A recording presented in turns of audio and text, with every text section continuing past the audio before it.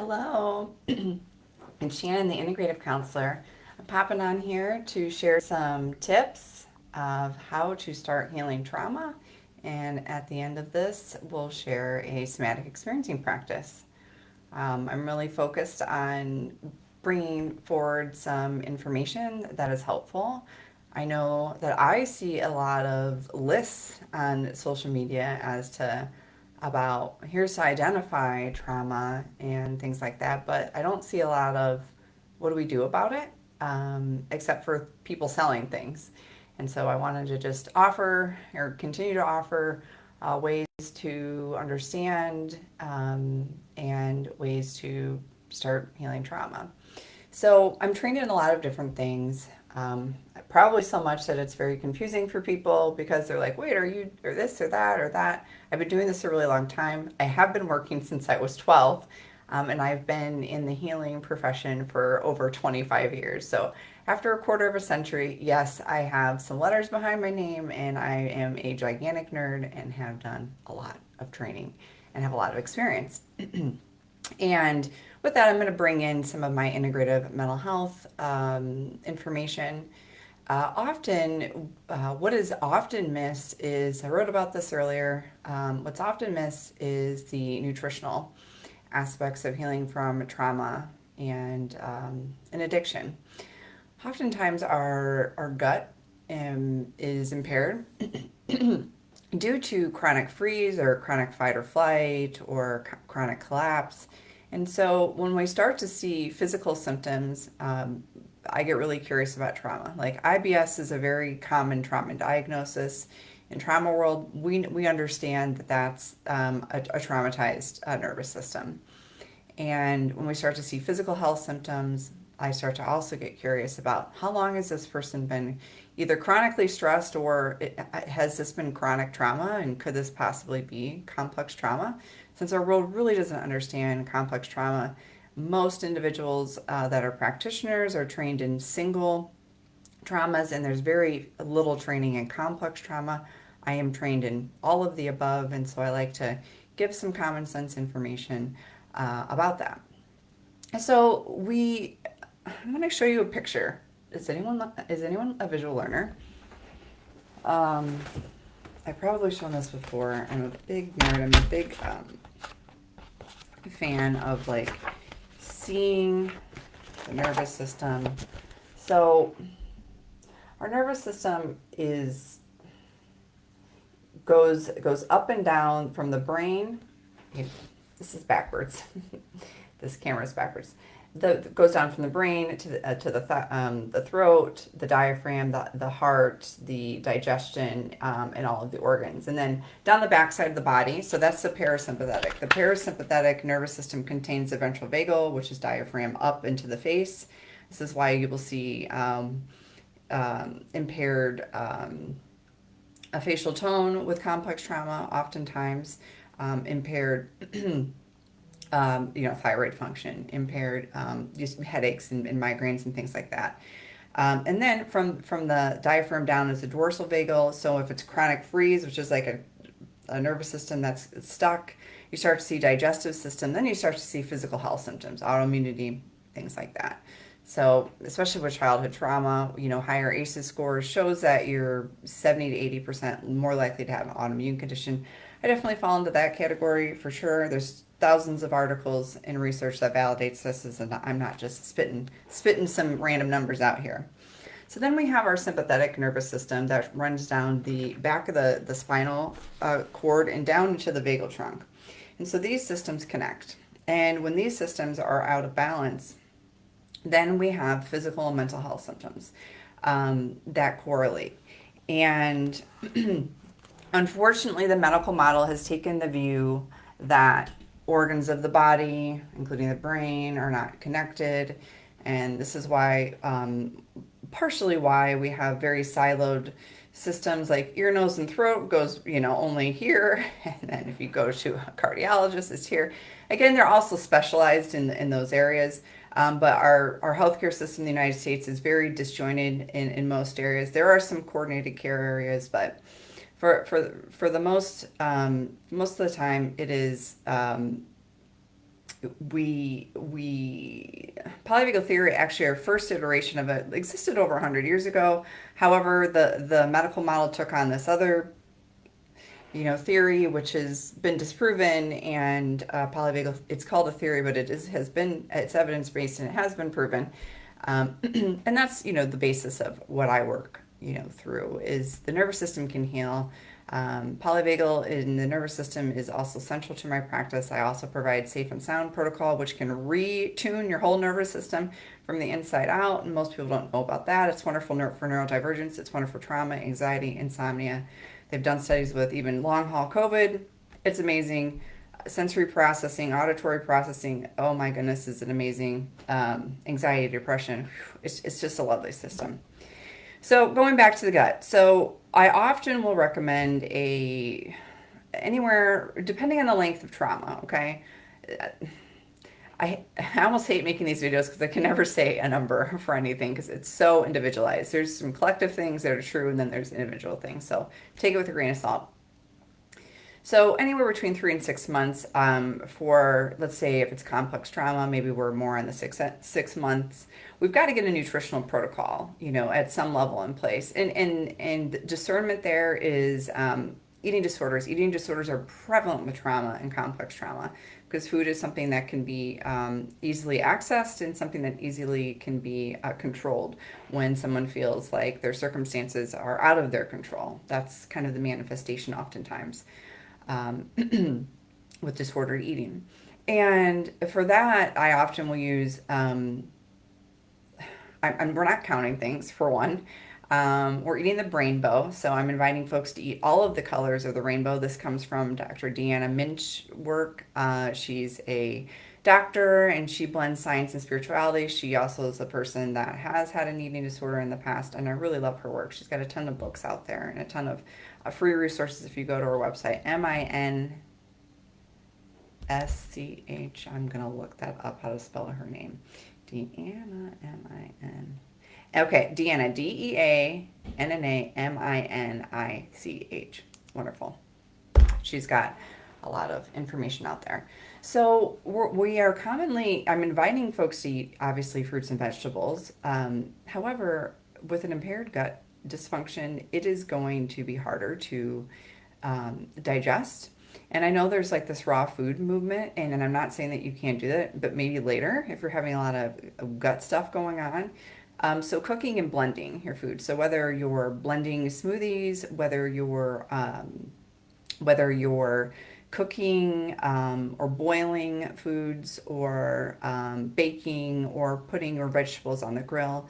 Now, I know people get all up in my business about nutrient density, and I'm like, yes, and at the same time, we're trying to get a traumatized gut to absorb.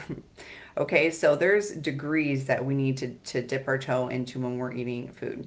And then other people push back on me because I work with a lot of neurodivergent people. I am neurodivergent. So let's say you have ADHD and it's really hard to even remember to eat, and you chronically have hypoglycemia. You're chronically eating late at night. You're getting dizzy. Hypoglycemia symptoms look like mental health symptoms. Things are getting out of whack. I'm all about fed is best. And like if your fruit and vegetables are coming from like those little like baby pouch packets, which are like wonderful. Aldi has like the best selection of baby, like pre-made baby food, little packets. Those are wonderful. Put a couple of those in your bag and I'm all about it. Okay. If you're like, Shannon, I can only do fruit snacks. Let's start there. Okay. Let's start there. We have to start where we can start. And I have no judgment. If for people that work with me, it's like, I'm like, whatever works for you. We're going to start there. Okay. I'm going to hold the intention. But at the same time, I'm going to hold the intention that yes, eventually we're going to eat a vegetable. Like a vegetable in its full form. However, as an integrative medicine provider, I work a lot too with people with, and I am somebody too who I have autoimmunity and I've had environmental illnesses, and I understand the nuance of like histamines, and I understand the nuance of like mold illness and all the complexities that comes with like having celiac disease or thyroid disease and all the very, very specific things. And oftentimes that's not an eating disorder when someone's like, I can't do this, this, and this. No, this is someone that's gone to the ends of the world.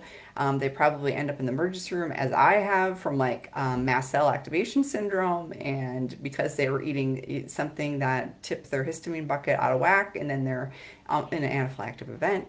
So I get it. So wherever you're at, and so I trust that you understand that for yourself. I often educate for those that many individuals, 1/3 of Americans, do not know how to cook a meal. And we need to start at the basics, okay? So the basics, fruit and vegetables, okay?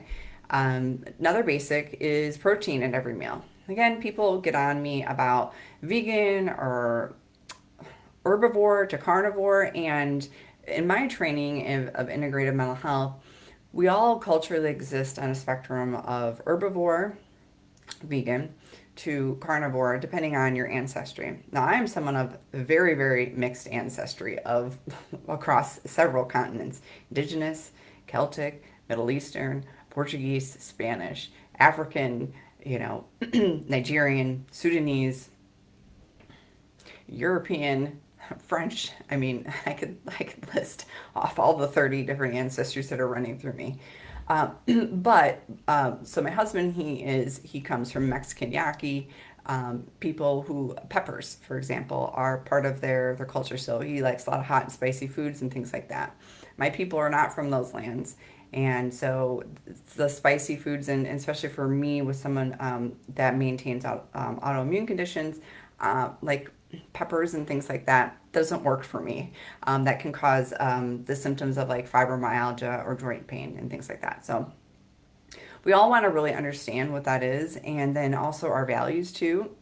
I do value, because like I said, I've got all of these health conditions that I manage, and I have to eat in a certain way. And I've tried many, many other ways to eat, and it did not work. And so I ask that on these comments suggestion, if anyone says anything about food, that you reserve your comments, because in judgments, because some folks have gone, like I have, to the ends of the earth to simply to feed thyself. There was a time when I could only eat two foods, and even those foods weren't working for me.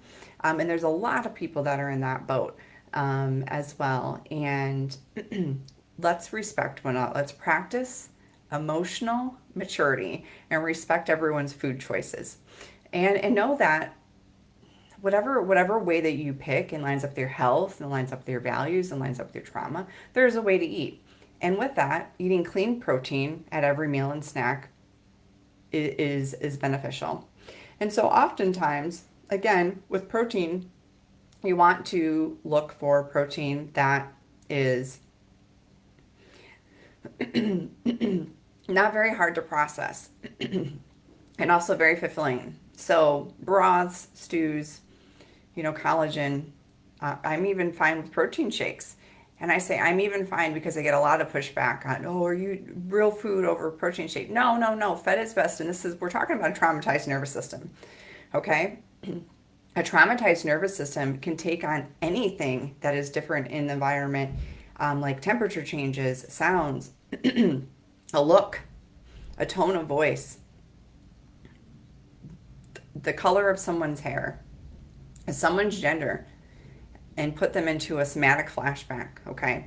And so we want to dial down stimulation as much as possible and be very sensitive to every trauma survivor is doing the best that they can, and they certainly know a lot about themselves, and they are certainly experts in themselves. And so please keep the comments respectful. There's a lot of individuals doing their best, and that's why I try to make a little bit longer video to extend upon the content that I'm putting out, just to add a little layer of education and nuance.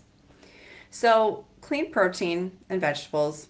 I'm okay. Protein bars, wonderful. Again, there are common allergens, and it's such a fine line between balancing things like eating disorders and trauma history, because they often go hand in hand. And if you have a health condition like I do, celiac disease, and that means for me, because I also have managed thyroid things, no dairy and no soy and no gluten for me. Otherwise, it puts me into inflammatory response, which causes mental health symptoms, which pulls me back from, my ultimate goal.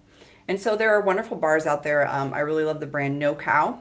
They have wonderful flavors. They are vegan and they are gluten-free, and I'm not sponsored by them whatsoever. People always ask for my protein recommendations.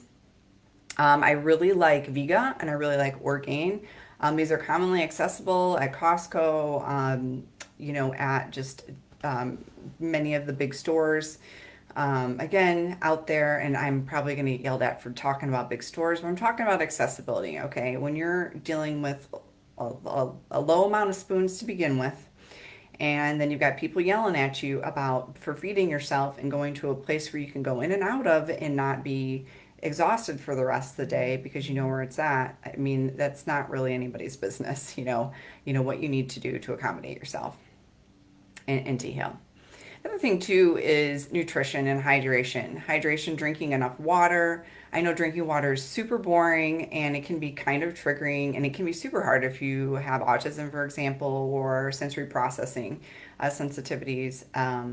And my recommendation too is getting like hydration packs or fruits or cucumbers to make it less boring and to drink water that way.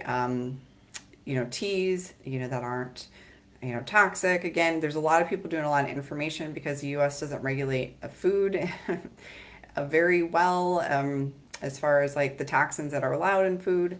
In water, especially if you're drinking water in Iowa, I highly recommend getting a filtration system since our water is it's not well in our state because of a lot of reasons.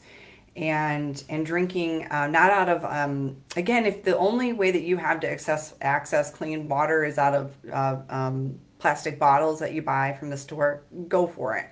We have to start somewhere. And then a little metal container I saw, they can be there's very expensive containers, and I know there's a whole thing about the Stanley Cup or whatever going on. And I don't care about all that nonsense because I'm here to help people heal. I had to go into Walmart several months ago, and I was very surprised to find a $3 container that was metal in there, and that's been able to be washed and reused for almost a year now, and didn't rust or any of those things. And so, getting a reusable container can be really, really helpful to drink water. And so starting there, so keeping that really simple. We want to reduce stress as much as possible. Stress on top of trauma and complex trauma is really difficult. I make a lot of practices trauma informed, like breath work, meditation, mindfulness, and things like that, sound healing practices. I'm trained in all of these things and try to make those more accessible. So I will continue to make videos so that you can benefit from those things. Movement is really helpful, and moving in patterns that are a couple of tips. I'm going to give 3 tips for movement patterns. So if you're triggered, like in fight or flight triggered, you want to move your full body for 20 to 30 minutes, whether that be a walk or just something that's full body. Not yoga. Yoga and it would be after that. And then if you're feeling more low or in a freeze, again, something that's a slow movement or yoga can be helpful at that point, or stretching. I actually really like weightlifting for both states because weightlifting or body weight type movement can help. A lot of times people are having both. They're in autonomic loops. I could show another picture of that, of fight and flight and freeze and fawn and collapse, anxiety and depression, kind of both at the same time. That's freeze oftentimes.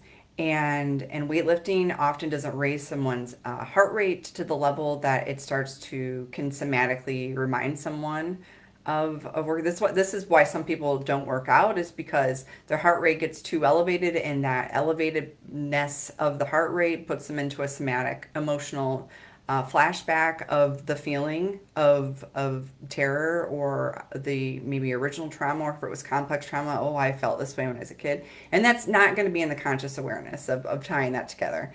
it's just going to cause panic attacks and anxiety attacks and intrusive thoughts and things like that, and flashbacks, somatic, emotional, visual, whatever, however that kind of shows up for you. For folks with ADHD, I really like full body kinesthetic movement. Things like swimming can be really helpful. Things like Taekwondo can be really helpful. Mixed martial arts can be really, really helpful for ADHD. And then overall with trauma, it's got to be something that you feel comfortable, with, and you feel supported, and you feel like if you're going out to go somewhere, maybe sometimes going when it's less busy. Sometimes even doing yoga at home or working out at home. There's a lot of free videos out there on YouTube to do, like yoga with Adriene is a wonder way. And there's so many full body workouts. The other day I just saw they're just walking in place. I'm not saying with yoga and Adriene. It was just a workout video. It was like walking at home and you're walking in a place. I was just like, this is cool. And there's so many other videos that are just free. There's so much great content out there right now. There's a lot of content that's misinformation, but there's a lot of great content out there. And so that's another thing. The last thing, I said that was the last thing, but the last thing is because music is so medicinal for me. Sound. So binaural beats can be wonderful, or sulfurate frequencies can be wonderful. So if you are in a fight or flight, anything where you're like in a heightened state and you want to bring your nervous system down a little bit, so you want to start listening to music that is in a regulated 432 hertz. Or there are wonderful, if you want to find the most positive comments on the internet, go on YouTube and find binaural beats or sulfurate frequencies, and the comments and the support there are just the most positive things on the internet today.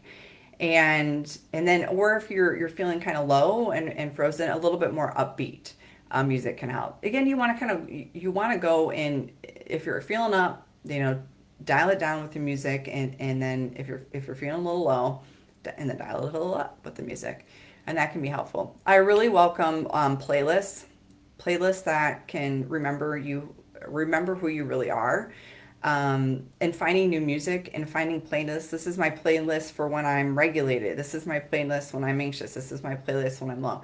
Having playlists for those types of things, and moving, creating art and things like that, or crafting or doodling can be really helpful. Going out into nature, being with pets, being with animals, remembering times when you were able to do a hard thing in the past, and then remembering your values and remembering your goals, remembering who you are and what you're about over and over, and committing to live by your values, and then making the choice from your best self, or making a choice of like what someone who loves themselves or cares about themselves, or what your best friend would decide, or those choices. So making those sorts of choices. When we have trauma and when we have complex trauma, it is committing to our trauma recovery and stabilization, and to our trauma, even maintenance and processing, wherever stage we're at. And we can go in and out of these stages in a day, every day. And over, it's committing to yourself, and then showing gratitude for the things that you did do at the end of the day for yourself. And the next day, I just say to myself, it's day one. Every morning, day one. Day one. What are you going to do? It's day one. And starting over. And self-forgiveness, and giving yourself some grace, because you are learning how to heal from trauma, and trauma healing is a practice. And I'm going to leave trauma healing with the practice here with our nervous systems. But I'm going to get a drink because I'm checking in with my body, and that's what she's saying. So we're just going to do a sitting practice. I'm going to invite you to look around in the room that you're in, and noticing what's here, and orienting to colors, shapes, and tones, and things that feel okay, pleasant, natural. I'm looking out the window myself. I invite you to do that if that's available for you. So it's a process of looking outside and then feeling what happens inside when you notice something that feels okay to look at, or a color, or a shade, or a tone, or a shape, or an object, or a thing. Feels okay to look at. Then we're going to notice what's supporting us. We're always making contact with something, actually. So what parts of your body are making contact with something? I'm noticing the back of my chair, the seat of my chair, my feet on the ground. If you're standing, or maybe if you're sitting or laying, you don't have to move or anything, but what parts of your body are making contact with something? And then where in those points of contact can you bring a little bit more ease, just by like 1%?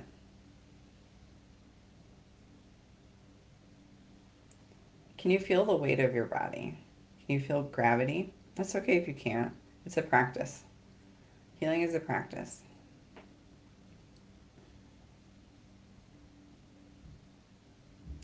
And then we're just going to go from the feet to the head and release any tension that's kind of in the body. So I'm going to notice toes first, ankles, feet, calves, knees, thighs, pelvis, belly, chest, lower, middle, upper back, space between the shoulders, clavicle, shoulders. Do you want to roll that? It's fine to move. It's somatic processing is actually pretty primal. You might yawn, burp, cry, shake. Maybe not with this practice, but when we're processing trauma, that definitely happens. And feeling your face, feeling the inside of your face. This is some vagus nerve retraining right here, right now, when we're diaphragm up. Can you soften your brow? Can you soften your eye sockets? Can you soften your brain, or where you imagine your brain's at? What about unlocking your tongue? What about the jaw, unlocking your jaw? And then we're going to feel through the sides of our body. I'm going to scoot back a little bit and put the hands on my hips and push in with my hands, push out with my hips. I'm just going to imagine my side body expanding, maybe just a millimeter on both sides, and I invite you to do that as well. And then we're going to feel through the back side of the body, from the back of the feet, calves, lower body, lower back, mid back, upper back. If there's something that's supporting your back, or your back's on a wall or a couch or the floor, feeling that. We're going to feel the front side of the body. So we're going to feel through the front side of the body, tops of the feet, front of the legs, tops of the legs, inside of the belly, inside of the heart, throat, back to the inside of the face. And then feeling where the air is touching your skin. I'm just going to turn my air on, and the fan isn't on here. If you have a fan, it's wonderful to just feel the fan on your skin at this point. Then we're going to bring all these sides of ourselves together by feeling through the lower and upper, the sides, the back and the front. And then we're just going to breathe. We're going to imagine if there's sun above us or the moon above us, so that golden or silvery light is going into places of the body where there's stuckness. And just breathing for a couple of breaths together.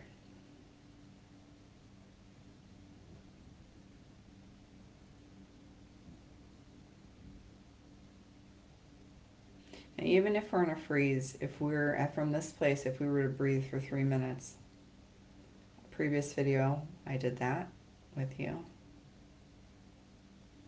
That can help move that frozen energy inside. You can always set a timer and do it that way, or listen to a song. The song is about 3 minutes.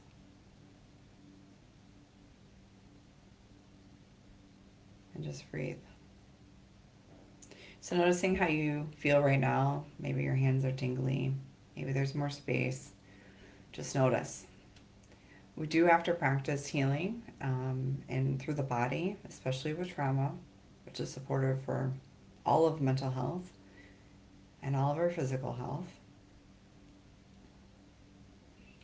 And it's a practice. We have to come back to it over and over again. Our body is with us for our entire lifetime, has lived through everything with us.